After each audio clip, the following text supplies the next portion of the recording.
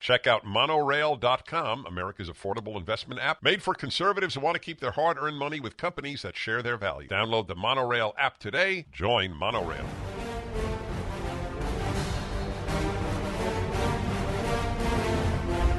And a good Thursday to you, everybody. I'm Dennis Prager.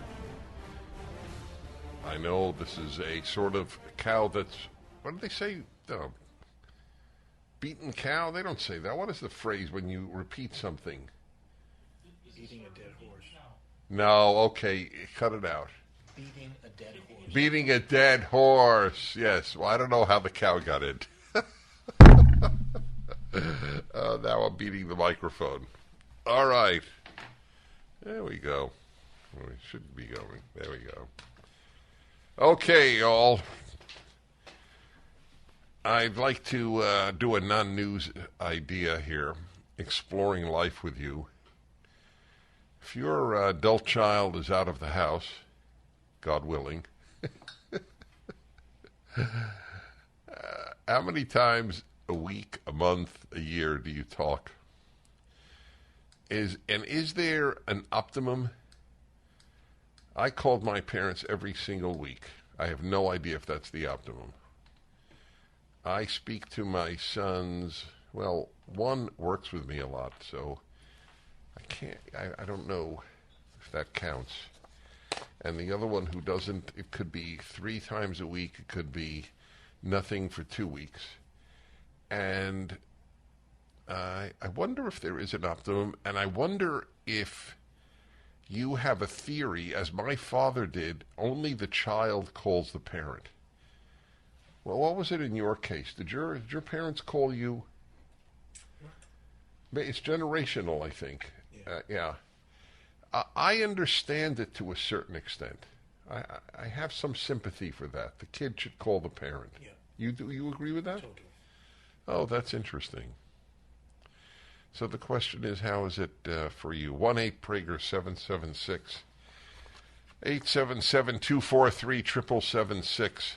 By the way, I don't call in on this, but I have another subject. I don't know if I raised this with you, my producer. When do people transition, at what age, from daddy to dad? Right? Very few adults say daddy or mommy. Oh, I visited mommy. It sounds odd. But anyway, don't call in on that. In the meantime, listen to this. Burberry is the latest fashion label to feature transgender models, showing a shirtless female. I saw the picture. Did you see the picture? It's from Breitbart.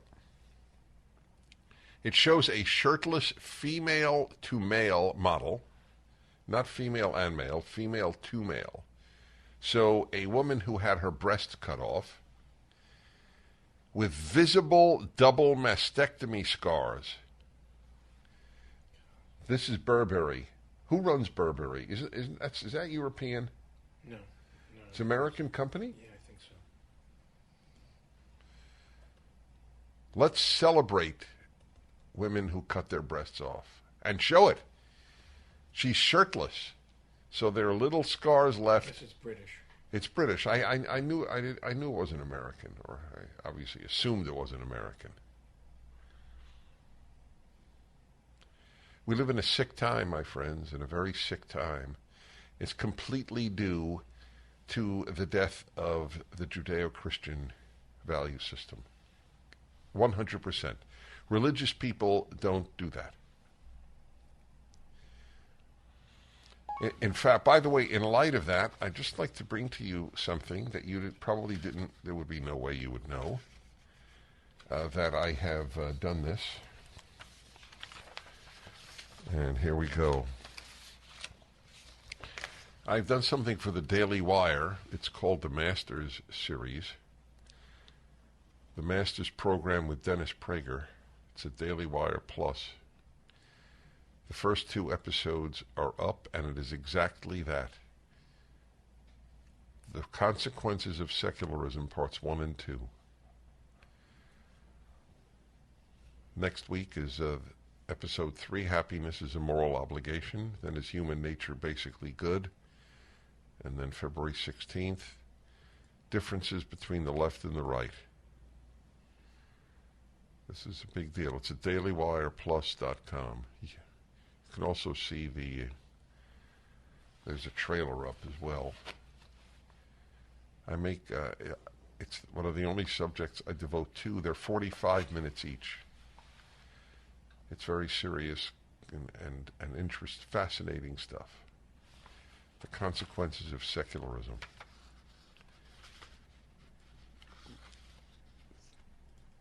Why would I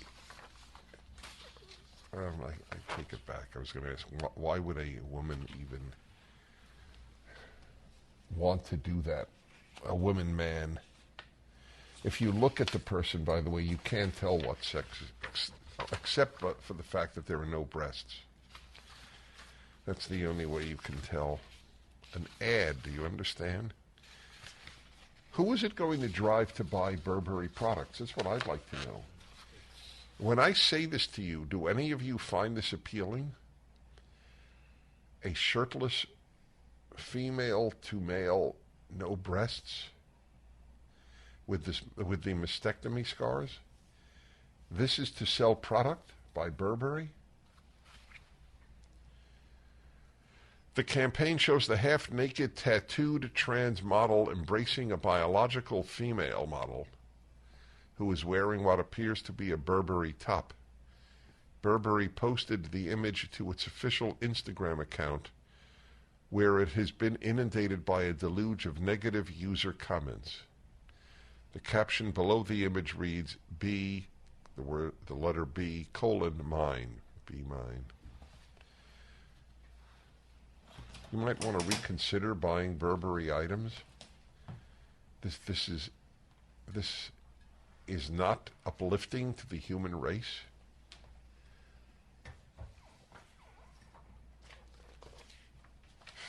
God.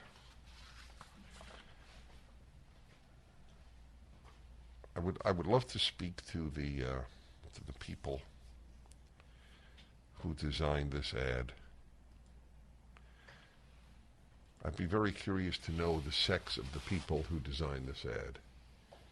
You think it was women at Burberry who pushed for it, or men who pushed for it? It's ironic. I'm pretty certain. I don't know, obviously, but I'm pretty certain it was largely women who pushed for it.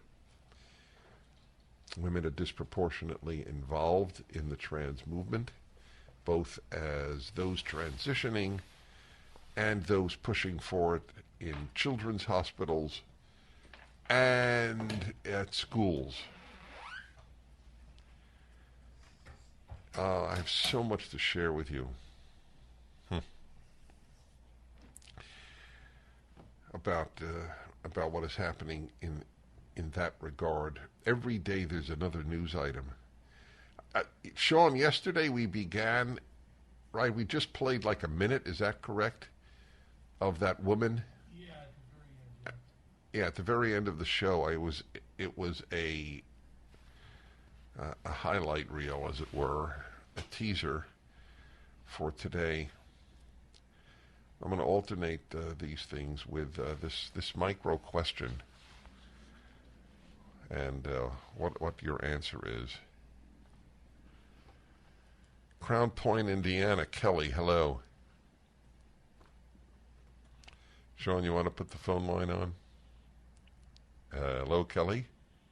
Hi, Dennis. How are you? Okay, thank you. Take it away. You got the floor. Hey, no, I was just responding to your asking if you wait for the kids to call you or if you call them. And Yeah. my husband and I have 4 adult children. So we call them. And I always find that if they call me, I always think something's wrong. So I think they kind of sense that. So we do a lot of texting. Well, that's good. By the way, if you didn't call, would they call you? How often? Yes, they would. They would. Yeah, they know we like a lot of contact. We like to hear their voice. But again, So I do find that my husband and I. Just tell me, do you prefer this system? I guess it doesn't bother me. Well, it doesn't we bother me is not the same as prefer. I'm not saying there's anything right or wrong. I'm curious. What if you could have them Okay, call you? okay. Yeah. Yes, I would have. I would rather that they call more often. All right, I'll be honest, but I know they love us. They're just busy in their lives, you know. It's just how it goes. So, Well, yeah. that's interesting. I didn't let her get around the question. I'm okay with it is not the same as I prefer. Look, if you have regular contact with your adult child, you're lucky, given how many children have opted to do something, in most cases, horrific and drop contact with parents because they're annoyed with them for some reason, including very often political. 1-8-PRAGER-776. Oh, well then.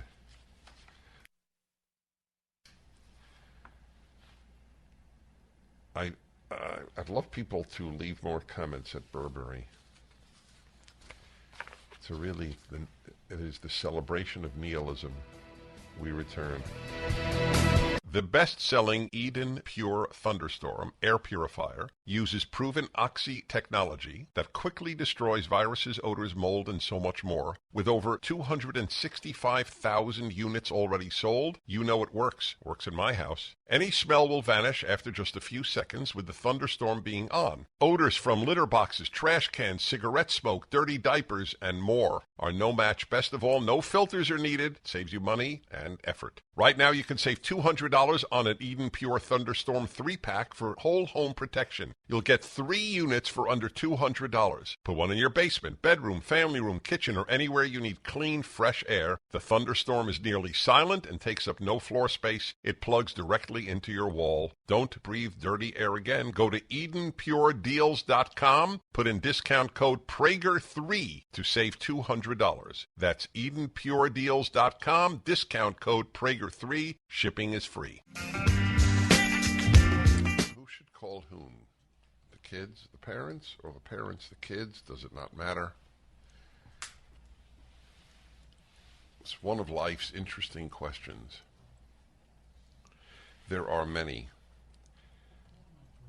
There was a very interesting call, the last call, where she spoke about their regular contact, and I finally pinned her, as they would say, and she admitted she wishes that they would call more. She does the calling. In my case, my parents lived to 89 and 96, respectively. I was the caller. And most of the time, not all, my kids were the callers. But I'm not adamant if I just want to say hi, I call them.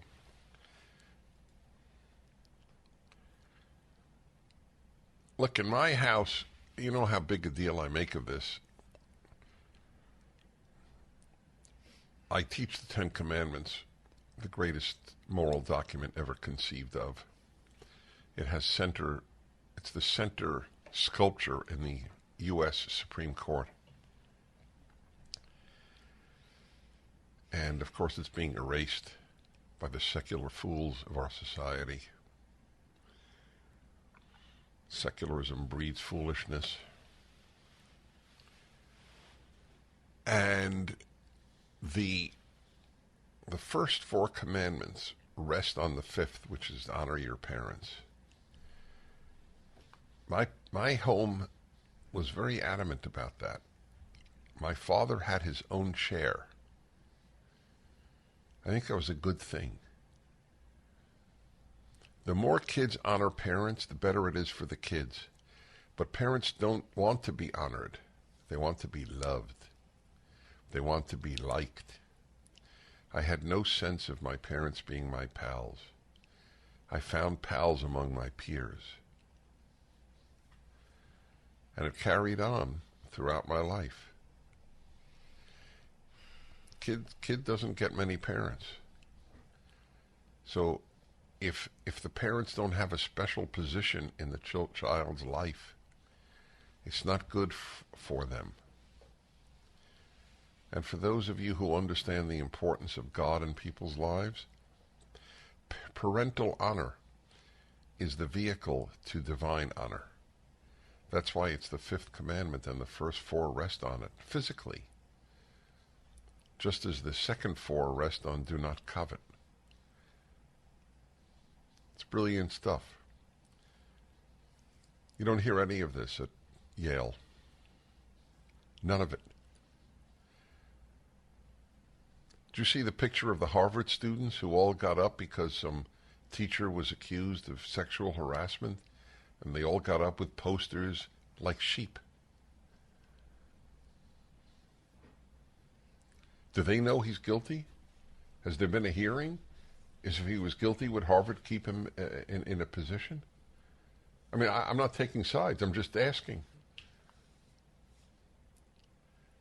Julie Hartman, with whom I do a podcast called Dennis and Julie, which is really, really worth watching. You watch one, you'll want to watch all nearly 50 now. It goes up every week, Dennis and Julie. She graduated from Harvard. I got the from in. She graduated from Harvard. Last year. She wrote a piece in the Wall Street Journal exactly a year ago about how basically her fellow students are sheep. Talking about lockdowns and masks. You think the average graduate of the most elite schools in the country has courage or wisdom any more than Boise State? I don't know who's more sheep-like, the kids at Yale or the kids at Boise State. It'd be interesting to know, isn't it?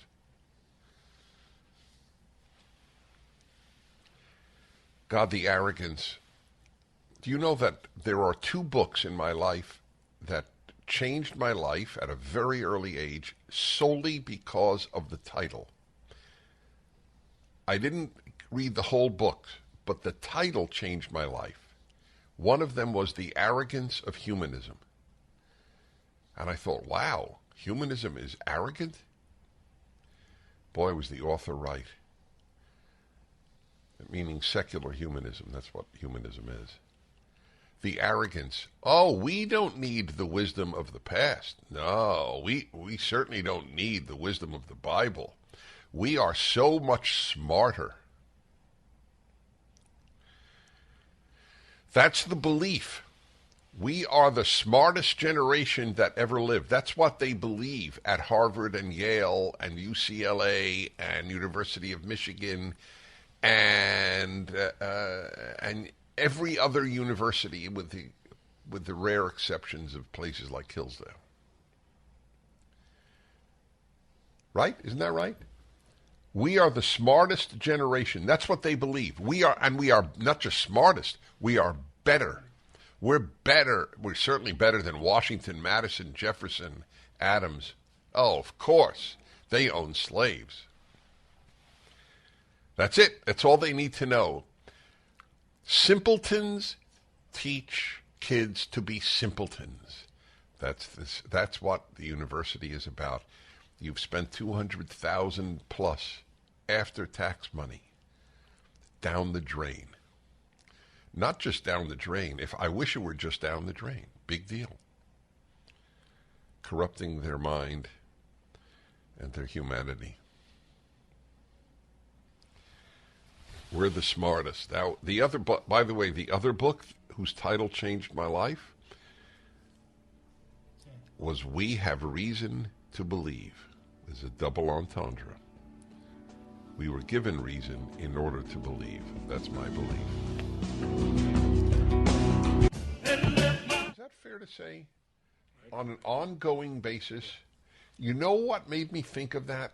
When my dad was finally getting weak, and it was really my mother's death more than physical, but he was getting weak. And he was in his mid-90s, and he just kept reading. the thing that gave him the most joy was reading. And I remember thinking, he knows he's not here long, and he's reading. Isn't that a powerful thing? That's an example, by the way, of wisdom. I'm not praising myself. I'm explaining what wisdom is. Learning is the most fun thing you can do in life. Anyway, go to pragerforhillsdale.com. How often do people hear that? Right? Mm-hmm. But isn't it true? Wasn't my father's example perfect?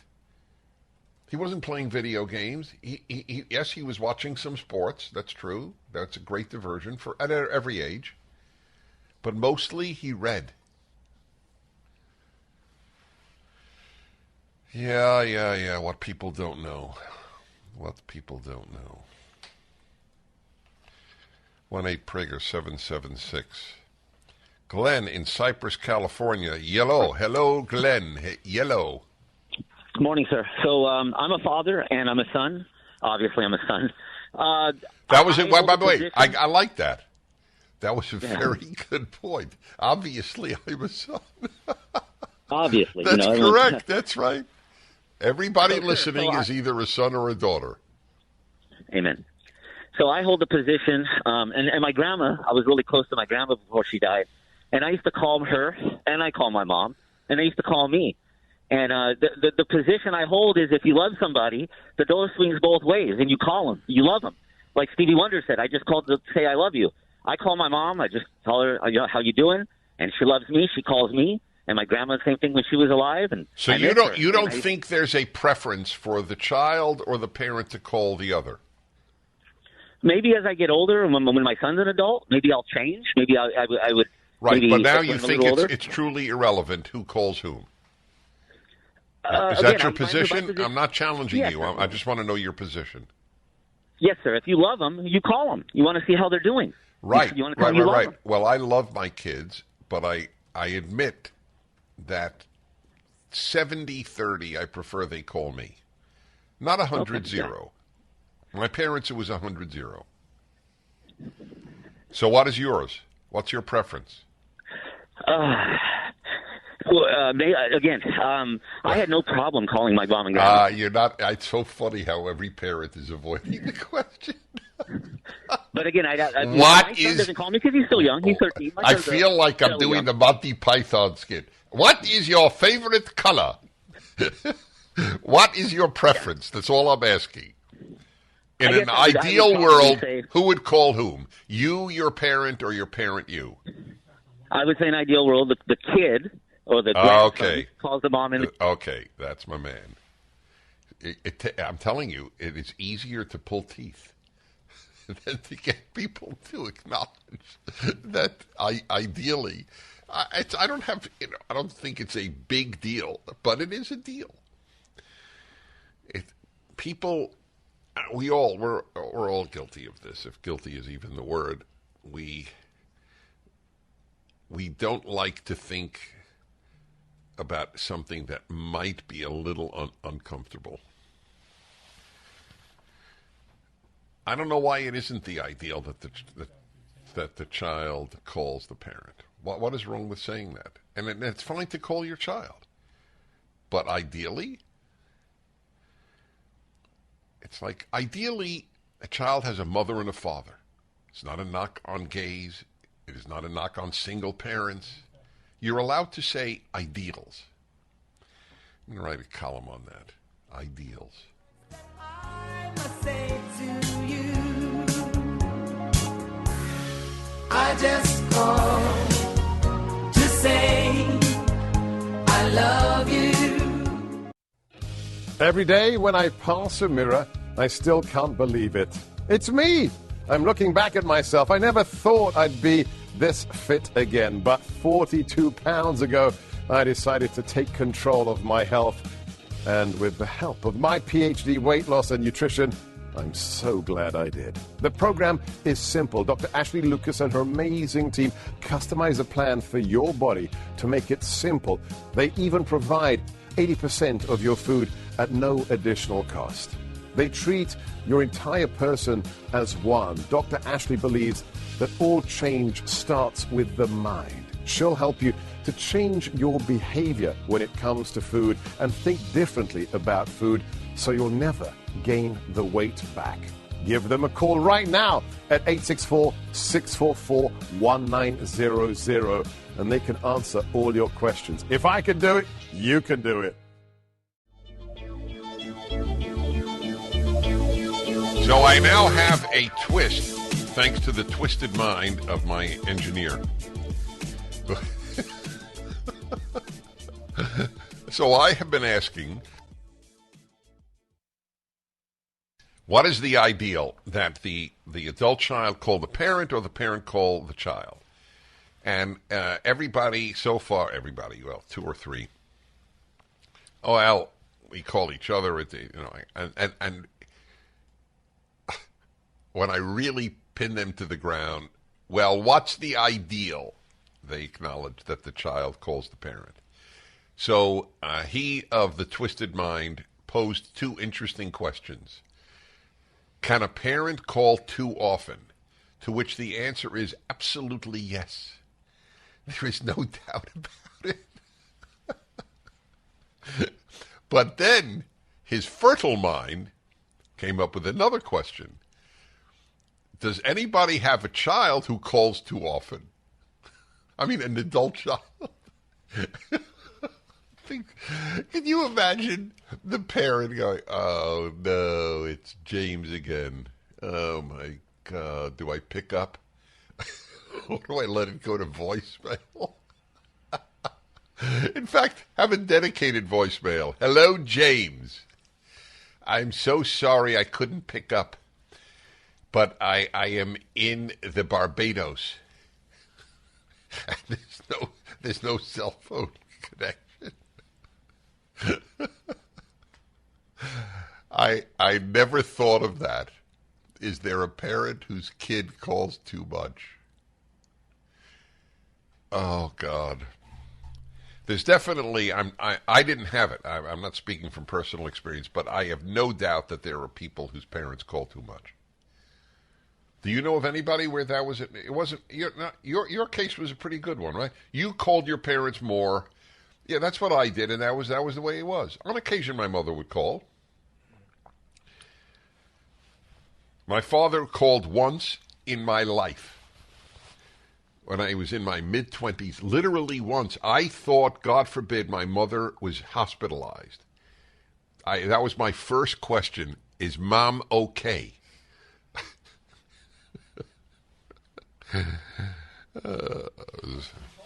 What did he call for? He actually attended a speech I gave. I was still living in New York, so that means I had to be younger than 25. I moved to California at 25 or 26. And so he didn't even tell me he was going to the speech. He didn't even tell me he was there. I didn't even realize he was. I didn't see him in the audience. And he called to tell me that it was a good speech. All right, so should I tell the whole story? I have no choice. I don't want you to in any way misconstrue my upbringing or even think ill here, but here is what he said. So I'd like to ask you a question, Dennis. I go, yeah, what is that? Where did you get all that self-confidence? Certainly not from the house. That was it. That is why he called. It was a puzzle. He wanted to solve a puzzle. I was not raised with praise. That's a great subject. Were you raised with praise, and was it a good thing? Let's get that for, I don't know, happiness hour maybe. I'll bet you weren't. No, maybe you were. I wouldn't say praise. You wouldn't say praise? What would you say then? They were proud of me. It was clear they were proud of you. Yeah. It was clear my parents weren't proud of me. To be honest, until high school, there was nothing to be proud of. I sort of existed. There was the pride giving older brother and Dennis. Oh, so it begs the question, where did I get the confidence? That, my dear Sean, and it's very rare I say my dear Sean, and it's not completely sincere.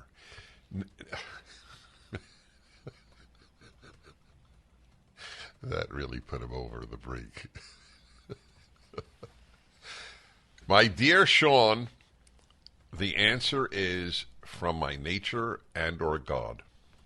I have no answer. There is so much built into our natures for reasons that I do not know that has become clearer to me as I get older. Everyone has human nature, and we all have to battle all those flaws or bad parts of human nature. But we also have our own nature. And that could be a gift or a burden, or both. Okay, let's see here. You want me to take line 8? Melissa in Santa Clarita, California. Hello. Hi, Dennis. Hi. First-time caller, long-time listener. Thank you. Thank you. I was just calling because you were asking about who calls who. I think it's pretty mutual between me and my daughter, who lives out of state, and she calls me, and I call her on a regular basis. Do you have a son? I have a son also, but he lives with me. Mm-hmm. How old So I is don't he? have to call him. How old is he? He is 21, but he's on the spectrum. So okay, makes sense. Yes, yeah. I have a stepson like that. Yep. So, but my daughter and I talk on a regular basis. In fact, a lot of times she calls me on her way home from work all the time, and we have hour-long conversations. So that's moms and daughters. That's unique. It's unique to moms and daughters. Yeah. It doesn't happen to moms and sons or dads and sons or dads and daughters. Yes, so that is, you know what? Thank you for that call, because that is its own unique world, the mom-daughter one. They do become sort of friends over time. And that's probably a beautiful thing. We return. I'm Dennis Prager. The Dennis Prager Show. Hermanos Gutierrez. Muy bien. Me gusto mucho. Who calls whom, the parent or the child? Yeah, it's a fun but not insignificant topic. Wow. This is an interesting one. Roma, South Carolina. William, the famous William of Roma. Hello. It's Irmo. Anyway. It's wait. It's Romo? Irmo. I-R-M-O. And I got R-O-M-A? Oh, boy. Okay. Sorry. You are going to learn to be more professional. That's what you're going to do. Okay. I talk funny, so the girl probably doesn't understand me. So, no. It's our responsibility to understand you. Anyway, go ahead.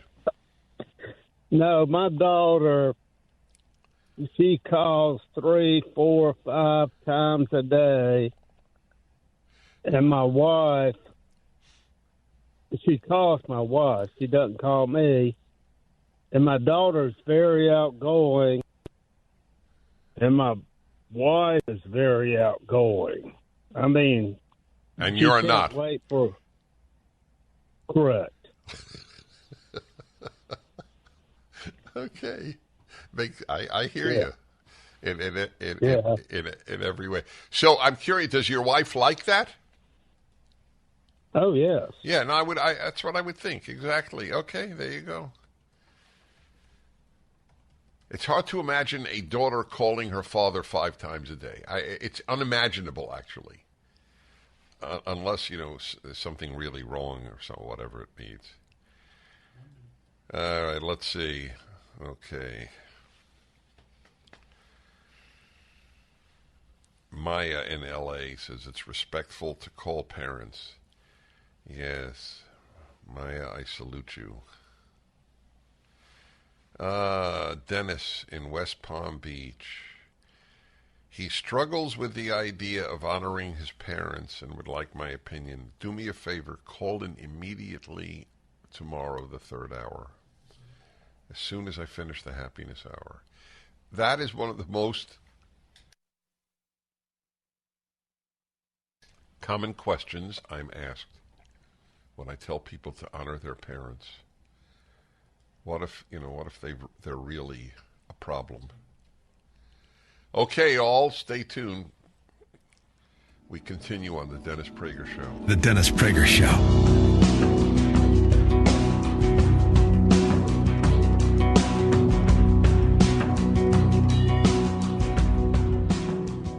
MyPillow is excited to bring you their biggest bedding sale ever, and just in time for Christmas.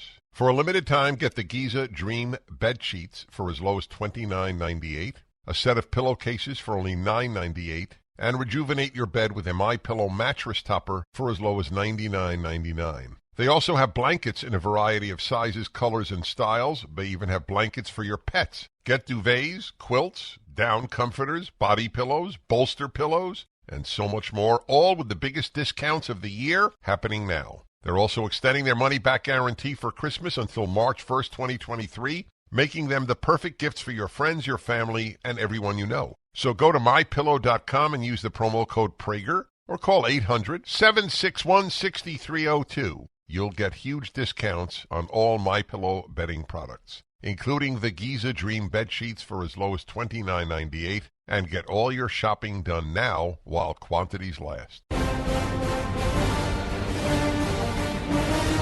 Well, hello everybody, I'm Dennis Prager. I played for you 1 minute of a video that I need you to hear. This is a video to parents and others in Wisconsin's second largest school district. They were recently informed, and you will hear it, that their children, as young as kindergartners, would undergo a week of gender identity programming where they will learn about a spectrum. That's the term they use. They will learn about a spectrum of gender identity and sexual orientations. This just came out this week. The email was sent out and obtained by the Wisconsin Spotlight it was released by the Madison, Wisconsin Metropolitan School District, MMSD. Elementary students will experience a week of gender identity and sexual orientation education as part of a curriculum of the Welcoming Schools program designed to, quote, uplift school communities with critical tools to embrace family diversity, create LGBTQ plus and gender-inclusive schools, prevent bias-based bullying, and support transgender and non-binary students. Non-binary students. That means students who do not identify as either a boy or a girl. How many of you grew up with a non-binary classmate? We have three people here. So let's see. Alan, did you? Sean, did you have a non-binary classmate? Right. Yeah. And what about Rick? I know Rick now claims to be non-binary, but as a kid, there were none. He just waved to me. That's very sweet. Non-binary. We will be using our morning meeting time to do read-alouds and classroom discussions based around these topics, the letter reads.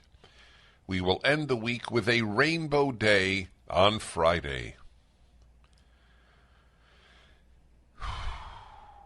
In an attached explanatory video, which I'm going to play for you now, welcoming schools lead for MMSD, the Madison School District.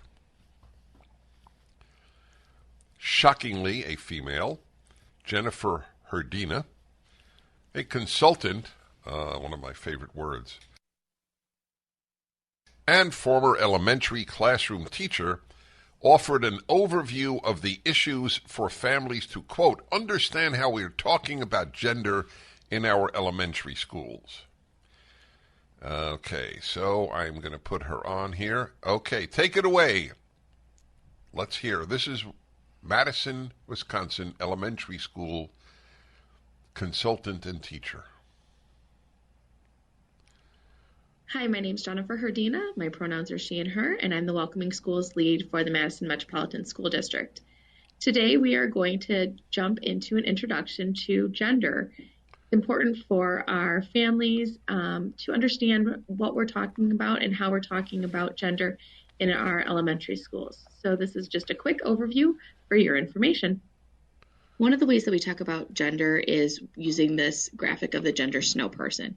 And you'll notice that I called it a gender snow person in order to be more inclusive in my language. Okay, hold on. So, all right, so you have to understand what preoccupies the woke. Gender snow person. The war against joy and the war against children are two of the wars waged by the left. You must remember, everything the left touches, it's been true since Vladimir Lenin in 1917, it destroys. It is a destruction machine. It is the part of the human species that only knows how to destroy, not how to build. What was wrong with Snowman? Because it doesn't include snow women? Hey, let's go and build a snowman. What is wrong with that?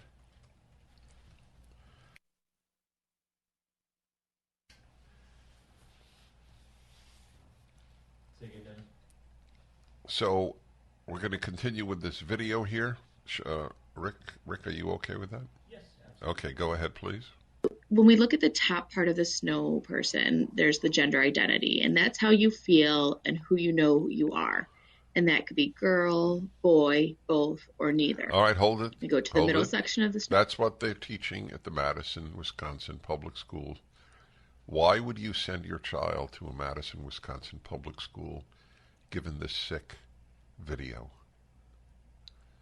The woman is hired by the Madison School District to do this. Whether you're how you feel and who you know you are, girl, boy, both, or neither. Wow. Why are they putting such sick ideas into kids' heads? That's all they're doing. Do you understand? The left damages children. That's all it knows to do with children, is to damage them, to inculcate in them fears. You have no future, because there is a threat to the very existence coming from global warming.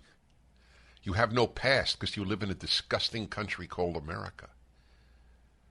And of course, you may be a boy, you may be a girl, you may be both, you may be neither. Another sick woman doing sick things to kids. Why on God's earth would you send your child to that school, any school in Madison? Do you agree with this? Do you want your child exposed to this? God. Maybe in Madison, Wisconsin, there would be more controversy if there was a video saying, you know, America is really not racist. It's basically a good country for people of every faith. One moment here. Let me go back to where we were. Back to the snow person. Snow person is the sexual orientation, who you love. And some words that are often used to describe different orientations are gay, lesbian, bisexual, pansexual, asexual, heterosexual. Okay, this is what is. And then This finally, is. You have to understand, folks. This is to elementary school kids. Who you love. Let's talk about who you love. Are you gay? Are you lesbian? Are you bisexual? Are you pansexual? What is the difference between bisexual and pansexual? Do you know? You don't know either? Asexual. Asexual? That means you have no sexual drive. But you're in... You could be a boy or a girl. Yeah, you could be... but we're talking about kids. No, this is orientation. I know, this is to kids. No, I understand that. They don't have any sexual... No. It's beyond sick. 1 minute, this keeps advancing here. I'm going nuts. Let's see. So this is what is being told to kids. Continue, please. Bottom part of the snow person is sex assigned at birth. And this is your biology. And most often we think about our biology just in terms of body parts, but really our chromosomes and hormones also play a factor into our biology of whether we are male, female, or intersex. Who's intersex? Wait. Who is intersex? How many people have ambiguous genitalia? So small. Well, why is that even taught to kids? Shouldn't be. Look, folks, I opposed sex education even just when it was just cisgender straight. School has no damn business talking to your kids about this. But parents let it happen because people don't fight. Fighting is tough. I was raised with the doctrine that if it's the easy way out, it's probably the wrong way out. It's a good doctrine. Continue. There's one other aspect of gender that we should talk about, and that's gender expression. And gender expression is how we show ourselves to the world around us. So that comes out through our clothing, our hairstyles, our mannerisms, all of those pieces of how we show others who we are. And gender expression is different all across the world and even changes over time. Wait a minute. What does that mean that gender expression is different all across the world? What does that mean? So you mean, for example, a tribe in Africa expresses gender differently than we do? Of course they do. They wear different clothing. But when they did the film, What is a Woman, and they went to the Maasai tribe in Kenya, and they through an interpreter, they said, are there more than two sexes? They laughed at them. COVIDTaxRelief.org got a small retail business almost $80,000. COVIDTaxRelief.org got a manufacturing business nearly $250,000. And COVIDTaxRelief.org just got a large distribution business almost $900,000. If you run a business, church, or nonprofit and paid your employees through all or part of the pandemic, you could qualify for up to $26,000 per employee through the government's CARES Act. But beware of clickbait or pay-up-front companies that make you do the work and take a huge percentage of your refund. COVIDTaxRelief.org receives a low, reasonable commission only after you receive your refund. And with 300 CPAs and tax experts, no one is better at getting you the maximum benefit than COVIDTaxRelief.org. Visit COVIDTaxRelief.org now because this plan expires soon. That's COVIDTaxRelief.org, COVIDTaxRelief.org. Refund examples are not a guarantee and not all businesses qualify. Yep. Playing you a woman who, in a rare moment of expressive anger, my producer, a.k.a. the Living Martyr, said this is a sick woman. And if you wanted to know why healthy people loathe the left, loathe. I fear the left more than I fear COVID. I fear the left more than anything except God. The left is the most destructive force in the Western world. There is no close second. Nothing close. What they are doing to children is evil. This woman is sick. And this is what the Madison, Wisconsin School District, needless to say, a left-wing city, and therefore harmful to children. It is a therefore. If you do not understand this, there's something wrong with you. Okay? What they are teaching, this is for she's proudly telling parents what they tell kids in elementary school about sex and asexuality and bisexuality and not identifying as a male or female, but rather as both or neither. We continue. So while historically, when we've talked about gender, we've talked about it in terms of sex, and it's lived in the binary of just male and female. And you can see here that we now recognize that there are a spectrum of identities. What? Okay, that's the great lie. That's the great lie. It's a total lie. The spectrum of sexual identities. That you're a male or a female. That you may think of yourself otherwise because you went to a Madison, Wisconsin elementary school is a separate issue. It doesn't mean that it is real. It means you may have this subjective, unhealthy part of you. I don't know if I'm a boy. Tell me what is it healthy? Is it normal? Normal in the sense that anything can be declared as normal any longer?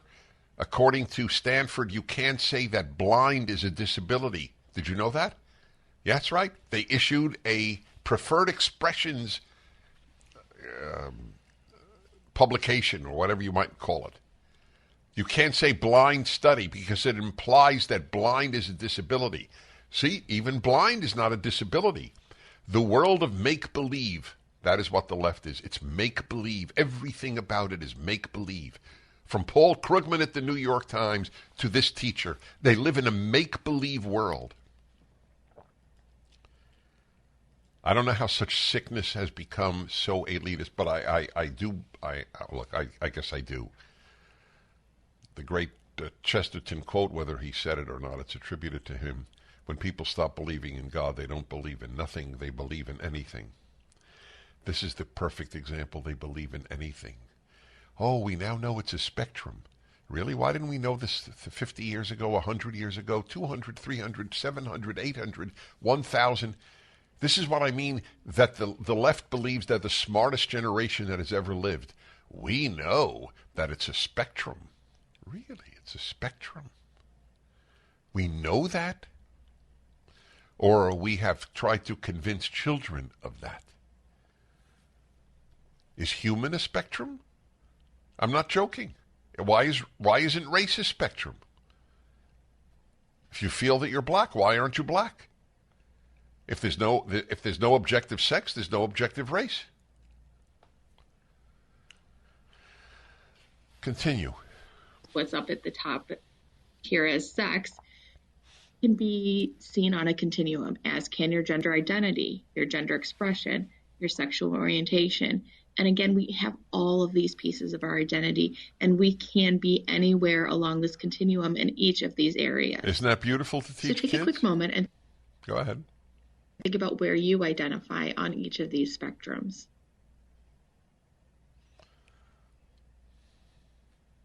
Is she continuing? Is that what happened, Sean? You may be wondering I see. Oh, yeah, hold on. That's right. They were letting elementary people look at the chart. Okay, go ahead. Schools. And there are a few reasons. First, everyone has a gender. Wait, you might not have heard because I spoke over her.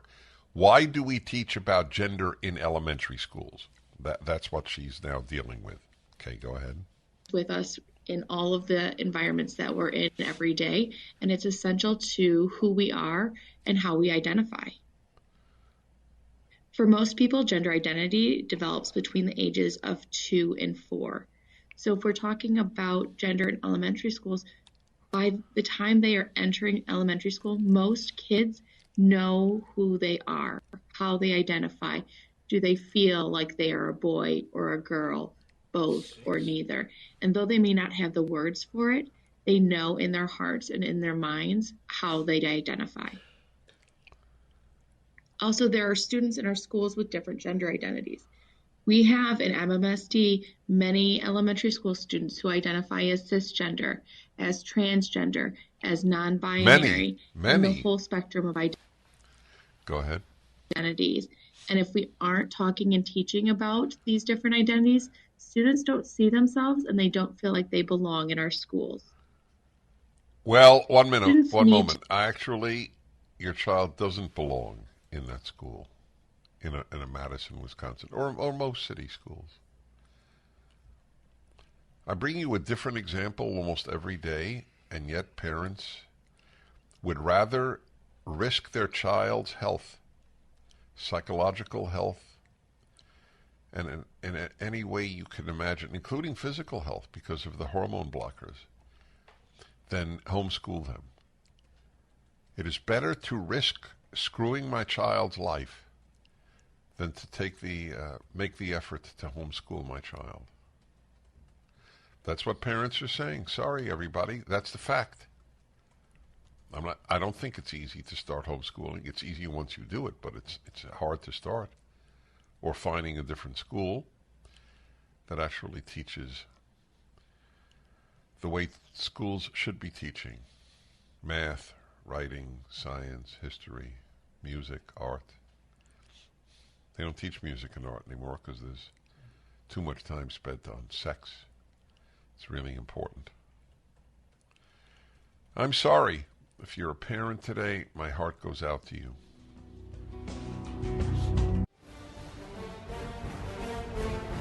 Hello, everybody. Welcome to the Dennis Prager Show. A very important guest. Author of a very important book. Ed Dowd, a global investment firm partner, Phinance Technologies, spelled with a P-H, not an F. He's not a doctor, but he is an expert in numbers. Actually, he's an expert in truth. His book is Cause Unknown, The Epidemic of Sudden Deaths in 2021 and 2022. Ed Dowd is the author. Welcome to the Dennis Prager Show, Ed Dowd. Dennis, honored to be here today. Thank you for having me on. How long did it take you to write this? It was a collaborative effort. I had a team helping me. The book was pitched to me in August of 2022, and I finished it by the end of September, and hard copy came out December 13th after some editing. You wrote it really fast. So you had been, I presume, doing a lot of research in 2021 and 2022. Correct. It was easy to write because a lot of the work, the data analysis had been done.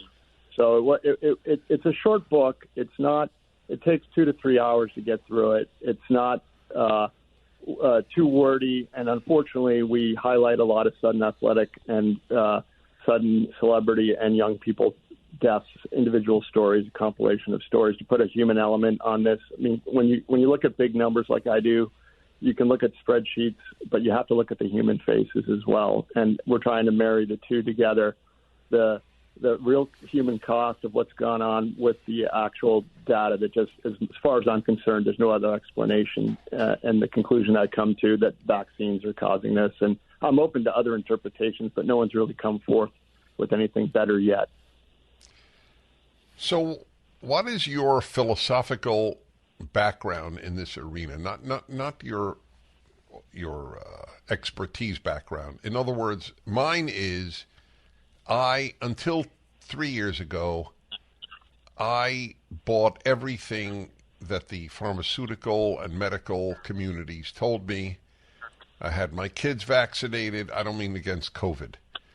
By the time COVID caused me to do a 180-degree turn, I believe that they all lie regularly. What about you? Did you have this skepticism much of your life? So I've been involved in Wall Street my whole career, and I've seen fraud after fraud after fraud. So my job, unfortunately, was to interview CEOs. I was a manager of a $14 billion equity growth strategy at BlackRock for 10 years, and I was a tech analyst prior to that. And my job was to see if CEOs were lying to me. So I've been skeptical my whole life, and I also know a lot about how, a lot of especially in the healthcare world, a lot of business models are predicated upon treating symptoms, not curing diseases. In fact, Goldman Sachs wrote a research paper on that several years ago before COVID, suggesting that there was a company called Gilead Pharmaceuticals that created a hepatitis C cure, and that's a wonderful thing. The problem was once you go through all the patients, the cash flows go to zero. So Goldman Sachs, in their wisdom, decided to write a paper saying that's not a good business model. You want to just cure the symptoms or treat the symptoms, not cure the disease. So this is about money at the end of the day, unfortunately, and I've seen fraud after fraud after fraud unfold. What led you to believe that there is a connection between COVID, quote-unquote, vaccines, and I say quote-unquote because so do they. They have redefined vaccine, and the left charges you with deception if you note that. It's really Orwellian. But they have redefined it. In any event, when did you start thinking there's something dangerous about the vaccines, especially for younger people? So I'll start before the vaccine actually rolled out. I was skeptical from day one because I knew a couple things. I knew they were going to use mRNA technology, which was new, novel, and untested on humans. That's number one. Number two, Operation Warp Speed sounded like a disaster to me because when these are complex manufacturing processes. So at the very least, I thought, the first several runs of this thing would be a disaster. And I also knew it took 7 to 10 years for a normal vaccine, due to my Wall Street background, to be vetted and tested for safety before it was released into the human population. So I knew those three things. So I was skeptical before going into this. And then very early on, January and February of 2021, I started hearing anecdotes. And just to give you an idea, anecdotes of injuries and then, mysteriously people dying that previously were healthy, sudden athletic deaths I started seeing on Twitter occurring. And what I know about vaccine safety is this. Do adverse events occur in a 7 to 10 year tested vaccine? Sure they do. But they're so rare that I should not be hearing an anecdote, statistically speaking. But I was hearing multiple anecdotes. And Steve Kirsch, who's also outspoken on this issue, had the same revelation. It's because of my mathematical statistical background on Wall Street. So that was what I call a signal. So I was very leery, and then the mandates came, and then it became critical for me to start speaking out. And then I pledged, I met Dr. Malone. I live on Maui. He came for some mandate protests. I met with him, and I told him that I would be monitoring insurance company statistics and funeral home statistics. If I was right, it would show up there, and it has. And not only has it shown up there, it's shown up in the all-cause mortality statistics of the global health authorities, which they are not talking about at the moment, unfortunately. Is it true, to the best of your knowledge, that Sweden has the lowest excess mortality rate of the last 2 years? They do, but the numbers also show that they didn't do lockdowns and they had the best outcomes. But once the vaccines were introduced, their excess mortality started to climb. So it's not as bad as the rest of the Western nations, but they started to experience adverse health outcomes, and we've analyzed that data. It's not as bad as the rest of the Western world, though. Who has the least? Is there an answer to that question? Least excess mortality? So we're currently in the process. My team and I at Phinance Technologies. We have a website called Phinance Technologies with a PH, and you can find a humanity project that has all the data we're analyzing. We're currently in the process of running correlations. Now, they'll say correlation is not causation, but there seems to be a link between the vaccination rate of a country and excess mortality. What we want to do, and we haven't done yet, but we plan on doing, we want to look at countries that have the least amount of vaccinations. Unfortunately, those tend to be African countries where the data is not as good. We're probably going to do a study on South Africa, which has one of the lower vaccination rates compared to Western nations. Well, to the extent that we know, Africa has had a very much lower mortality rate from COVID. Is that not correct? That is correct. They seem to have different viewpoints of their response than ours. Our response was suppression of early treatment and a rollout of a vaccinated product. Is there anything in your book, which needless to say I'll be reading, is there anything in your book about therapeutics? No, we did not go into the therapeutics. The big conclusion from the book is this. The data, the metadata for the U.S. and also other countries, but I focus on the U.S. because we have good data there. The conclusion I come to is that something happened in 21 and 22 to cause the health outcomes of the employed population of our country to be worse than the general population, which never usually occurs because the employed population statistically is healthier because they're showing up to work, they're in the prime of their lives. And we show in two data sets that relationship flipped in 2021. We looked at the Society of Actuaries, which did a survey of what's called the group life policies. 80% of the revenues were captured. They showed 40% excess mortality in ages 25 through 64 in 2021. The general U.S. population was 32% excess mortality. Now, why is that important? The Society of Actuaries has proven, because this is a great business for them, you give policies to people that don't need it, and that's good money because you collect the premiums. They, in a study in 2016 that I highlight in my book and QR code the link to, they determined that their group life policyholders die at a rate of a third that of the general U.S. population in any given year. But in 2021 and in 2022, that relationship flipped. And then I also looked at a different data set, the U.S. Bureau of Labor Statistics, which is a monthly survey that gives us the employment report. In that data analysis, prior to COVID, it was running on an absolute basis. 29 to 30 million in the U.S. were identifying themselves as disabled. That number took off in February of 2021. We noticed a 3 standard deviation year-over-year rate of change, which happens 0.3% of the time. That's a signal change. And we hit 33.2 million disabled Americans in September 22. All right, hold on there. Just remember where you're at about the disabled number. The book is up at DennisPrager.com. Cause unknown. If you have skepticism, please call in. Before I return to my guest, I want you to know that there is a group out there called consumersresearch.org. That's their website. They're working on promoting corporate responsibility against the people who are using massive amounts of money, hundreds of billions of dollars, trillions, to promote nihilistic ideas of the woke, like BlackRock, which is interesting because my guest worked with BlackRock for over a decade. I'm going to talk to him about that, but I want to continue with the book. Anyway, go to consumersresearch.org. They're fighting groups like BlackRock. And you got to they're not even asking you for funds. They're asking you to know what they're doing. Go to consumersresearch.org.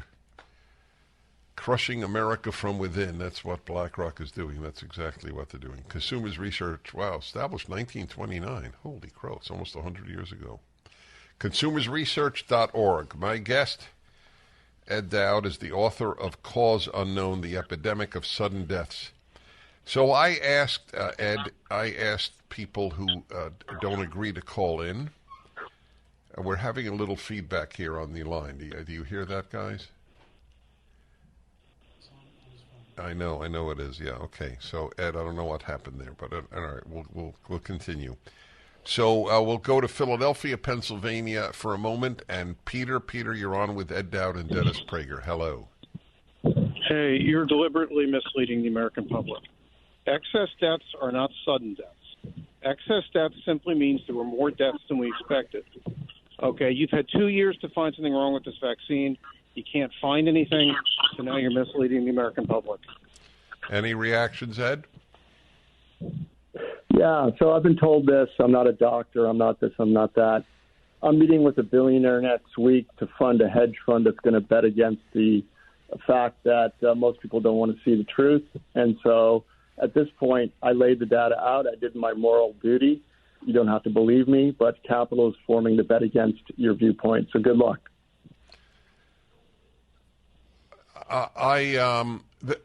It's true, by the way. I am not conflating sudden death and excess mortality. They are separate subjects. Your book is about the, if you will, excess of sudden deaths. It's It's not about the excess mortality data in general, correct? No, I talk about sudden death because that's one of the phenomena. I know, I'm saying sudden death, yeah. But you can have excess of sudden deaths and not necessarily excess mortality if let's say if the vaccine conquered death in a great number of Americans, you could still have more sudden death and not more excess death. If don't conflate the two. Sudden That's death what I'm is saying. one Yes, phenomenon. I'm agreeing with you. I'm agreeing with him, I should say. I'm not conflating the two. I just want to make that clear, and I don't think you are either. No. Okay, all right. So I just want to make that clear. It occurred to me that they are the same thing. But if we see a sudden rise, and especially younger people, I wish the man, is he still on? No, he's not. I would like to know if he would give his children the vaccine. Dennis, the biggest issue that we saw in the data is in 2020, mostly old people died. In 2021 and 22, there was a mix shift from old to young. And I'll give you one example in 2021. There were 40,000 excess millennial deaths in 2020. In 2021, there were 60,000, a 50% increase. That was, and that happened also in Gen X. So we went from mostly old to now a mix shift to mostly young. So that is a phenomenon that needs to be explained, and it can't be explained by suicides, drug overdoses, and missed cancer screening appointments. It just can't. Not among the young, but if we now go to the other subject of excess mortality, that is related to postponed cancer treatments and heart treatments, etc. I just want to make that clear because that was largely a result of fear and lockdowns. So, give another example for people who are skeptical of what they can do to see what you are describing in your book, the increase in sudden deaths, especially in middle age and younger people. Well, so there's excess mortality, as I said, in the group life insurance population. These are the people that work for Fortune 500 and mid-sized companies. Generally speaking, they have access to the best health care. They're the most educated amongst us, and they're not expected to die. And let me give you an idea of what 40% excess mortality means. A 10% excess mortality in this age group, 25 to 64, is a once-in-a-200-year flood, as stated by Scott Davison, CEO of One America in January of 2022. 40% off the charts. So there's a statistical anomaly that's, we've calculated some standard deviations upwards of 23, which are just unheard of. So that's occurring in a population that is the best educated and the most works at the best firms. To get the group life policy, you have to be employed at the time. You can't have quit or been fired. So to say that there was that everyone in Fortune 500 and mid-sized companies decided to overdose on drugs is ridiculous because most drug addicts don't keep their jobs for long. Suicides can be ruled out because, especially in the third quarter of 2021, the millennials saw a rise of 84% excess mortality into the third quarter of 2021 from 30%. Why did that happen? Well, there was two things that occurred: a mass vaccination program and job mandates. So there was a temporal rate of change event. There was an event that took out a bunch of millennials in the third quarter that worked at Fortune 500 companies. Now, to say that it was a suicide pact or a mass drug overdose or all missed cancer screening treatments, it doesn't make any sense. There was a temporal event. So that's smoking gun number one. Then overall for the year, it's 40% excess mortality in this group versus 32% for the whole U.S. population. And I was talking about the disability data at the end before we went to break. And we've seen 3.2 million Americans added to the disability ranks. Of that, 1.7 million are employed. The employed have been more adversely affected than the unemployed. In fact, the rate of change in their disability rate was 31% since February of 2021. And in the general U.S. population, there was an increase in disability rate of 8%. It gets even worse for those not in labor force. Those are the people that fired or quit because they probably didn't want to take the jab, their health outcome was the best. Since February of 2021, they've only seen a 4% increase in their disability. So with these two separate data sets, I conclude that something has happened to the employed population of the U.S. I went before Senator Ron Johnson in December. I said, I believe it's the vaccine. If it isn't, it needs to be investigated. It's a national security problem. Something is adversely affecting the employed and most able-bodied amongst us in the country. Okay, we'll continue in a moment. Hold on there. We'll continue in a moment. Ed Dowd, his book, Cause Unknown. It's up at my website. The Dennis Prager Show. Hello, everybody. Dennis Prager here.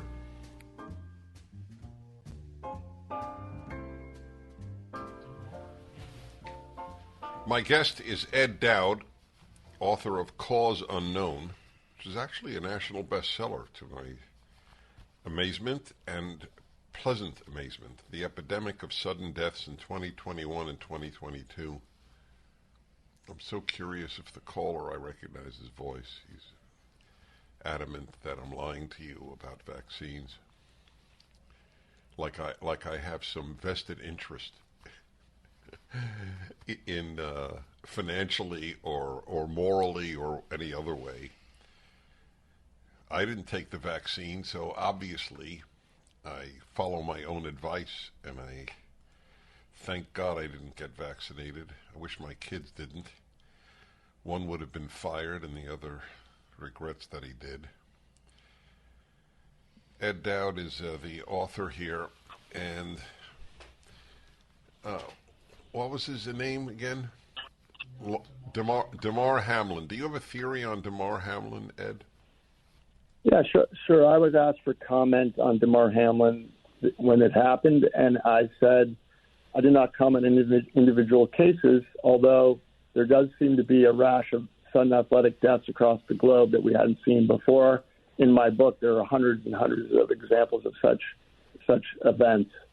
I think what the Damar Hamlin incident did was put this on the national consciousness all of a sudden for many people who weren't aware that this might be a problem. And in my book, there's lots of hard metadata analysis, but we look at the phenomenon of sudden athletic death. And what I can tell you is this. There was a study done in 2006 called the Lausanne study. Now, they tried to the best of their ability to document every sudden athletic death over 38 years under age 35 globally. They came up with 1,101. This is a study that has over 1,000 scientific citations. It's a paper that's been cited. And that averages 29 a year. 1,101 divided by 38 is 29 a year. So did sudden athletic deaths occur before 2021? They did. But what a Wall Street guy like myself looks at is frequency and velocity. And we'd be hard-pressed to have a month since 2021 with only 29 such cases. We have months with, 90, 80, 100, 110. And in my book alone, there's hundreds and hundreds of examples. And my book is not exhaustive. It's about a tenfold increase over the Lausanne study. So something is going on. It's definitely new, and it's a sad new normal. I obviously blame the vaccines. If anybody else would like to come up with a better explanation, I'm all ears. I said that to Senator Johnson in regards to the employed of the country. I'm all ears if I'm wrong. But what I find curious is the numbers that I see, the global health authorities see, but they don't seem to be talking about it. And this is what concerns me. If it's not the vaccines, what is it, and why aren't we talking about it? Because it's just true, it's happening, but the mainstream media is crickets across the board on this issue. Since your field is numbers, do you have an answer to this? Statistically speaking, is there a greater likelihood of a 25-year-old dying of COVID or of the vaccine? That was proven in 2020. It was proven in 2020 that COVID did not affect the young. It was mostly the old. And statistically, I can give you what one country did. The country of Denmark suspended or stopped offering vaccines to those under 50, effectively a ban. And why would they do something like that? Well, we took a look at their excess mortality, especially amongst the younger age cohorts, and it went up every year since 2020. So 2021 excess mortality was above 2020. 2022 is above 21. And they issued this statement, Dennis. They said, it's better for you to get COVID under 50 than the vaccine. Now, you can say, what does that mean? I took it to mean an Orwellian admission that the vaccine has more of an effect on you, adverse effect on you. Who made that announcement? Denmark. Denmark. Yeah, I reported that here as soon as they did. I'll be back with you in a moment. My guest is Ed Dowd, and the book is Cause Unknown. I'd like to take some calls, and my next question is, why did Denmark, and almost only Denmark, make that announcement? I am very interested in getting his thesis on that. Cause Unknown is the book. Dennis Prager here. Thanks for listening to the Daily Dennis Prager Podcast. To hear the entire 3 hours of my radio show, commercial-free, every single day, become a member of Pragertopia. You'll also get access to 15 years' worth of archives, as well as the daily show prep. Subscribe at pragertopia.com.